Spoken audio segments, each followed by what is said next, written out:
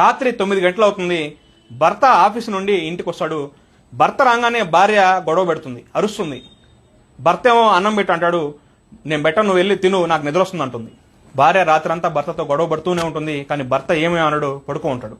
పొద్దున్నే లేవగానే భర్త నేను ఆఫీస్కి వెళ్ళాలి, టిఫిన్ పెట్టు అని భార్యతో అంటాడు. భార్య చే నీతో నేను ఏగలేకపోతాను, నువ్వు చచ్చిపోయినా బాగుందని చెప్పి శాపనార్థాలు పెడుతుంది. ఆ రోజు భార్య పిల్లల్ని స్కూల్ నుండి తీసుకొస్తూ ఉంటే తన ఇంటి ముందు చాలా మంది మనుషులు నిలబడి ఉంటారు. దగ్గరకు చూస్తే తన భర్త యొక్క శవం తన ఇంటి ముందు ఉంటుంది. ఆమె యొక్క భర్త యాక్సిడెంట్లో చనిపోయి ఉంటాడు. అది చూడంగానే ఆమె తన భర్త శవం మీద పడి ఏడుస్తుంది. బావా లేయి బావా, నీతో ఎప్పుడు నేను గొడవ పడను, ఇంకెప్పుడు నేను తిట్టని చెప్పి భర్త శవం మీద పడి ఏడుస్తూ ఉంటుంది. బావా నీకు ఆకలిస్తుంది అన్నావు కదా, అన్నం పెడతా లేయి బావా అని చెప్పి ఏడుస్తూ ఉంటుంది. చనిపోయిన భర్త ఎలా లేస్తాడు? అందుకే భర్తకి ఎప్పుడు శాపనార్థాలు పెట్టకూడదు. భర్త చనిపోయిన కొన్ని రోజులకి ఆమెకి జీవితం అర్థమవుతుంది. బంధువులందరూ దూరం అయిపోతారు. సమాజంలో కొంతమంది ఆమె వైపు చెడు దృష్టితో చూస్తారు. కొన్ని రోజులకి ఆమె ఉన్న ఇల్లు కూడా లాగేసుకుంటారు. ఆమె రోడ్డున పడుతుంది. అప్పుడు ఆమెకి భర్త విలువ తెలిసి వస్తుంది.